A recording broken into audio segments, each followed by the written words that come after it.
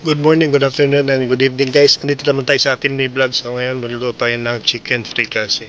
So ito pala guys, meron tayong buong manok. Meron tayong mga spices dyan. So ayan guys, nandyan ko na ng mga spices. So ayan guys, una is isi-sear muna natin yung ating manok. So ayan guys, parang i-prito siya ng bahagya. So ayan guys, yan, naprito ko na siya ng mabilisan.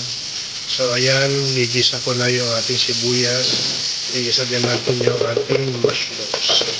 So ayan guys, mekos-mekos lang. Tapos maya-maya guys, lagyan ko yan ng chicken stock. Lagyan natin ng salt, pepper.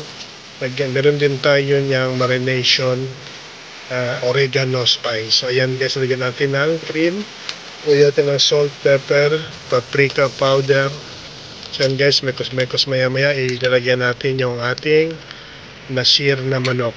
So parang bagya siyang naprito. So ayan guys, maya maya maluluto na yan. So ayan guys, maraming salamat palagi sa panonood na aking video.